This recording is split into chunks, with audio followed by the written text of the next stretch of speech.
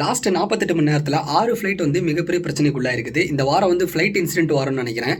Saudi அரேபியாவில் Jeddah அப்படிங்கிற இடத்துல இருந்து லக்னோக்கு வந்த ஃப்ளைட்டில் லக்னோவில் லேண்ட் ஆனவொன்னே அந்த ஃப்ளைட்டுடைய லேண்டிங் இருந்து ஹைட்ராலிக் ஆயில் லீக் ஆனதுனால டயர்லேருந்து அதிகமாக ஸ்மோக் வந்திருக்குது. லண்டன்லேருந்து சென்னைக்கு கிளம்பின பிரிட்டிஷ் ஏர்வைஸ் ஃப்ளைட்டில் ஃபிளாப் அட்ஜஸ்ட்மெண்ட் அப்படிங்கிற இந்த ஒரு சிஸ்டம், அதாவது ரெக்கைகளில் இருக்கக்கூடிய பறக்கிறதுக்கு ரொம்ப உதவக்கூடிய இந்த ஒரு சிஸ்டம் வந்து ஃபெயிலியர் ஆனதுனால உடனடியாக லண்டனுக்கு இந்த ஃப்ளைட் வந்து திருப்பி விடப்பட்டிருக்கு.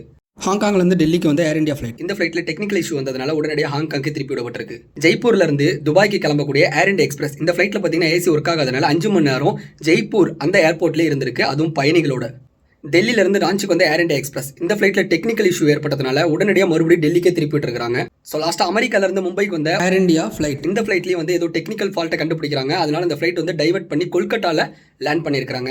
லாஸ்ட் 48 மணி நேரத்தில் பார்த்தீங்கன்னா இதுவரை 6 ஃப்ளைட் வந்து இந்த மாதிரி டெக்னிக்கல் ஃபால்ட்னால மிட்டர்லேருந்து டைவர்ட் பண்ணுறது, மறுபடியும் வந்து டேக் ஆஃப் ஆன இடத்துக்கு லேண்ட் பண்ணுற இந்த மாதிரி இஷ்யூஸ் வந்துகிட்டே இருக்குது.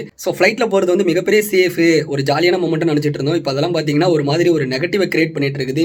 இதுக்கு விமானத்துறை சார்பிலேருந்து என்ன மாதிரி பதில் வரப்போகுதுங்கிறத நம்ம பொறுத்திருந்தா பார்க்கணும்.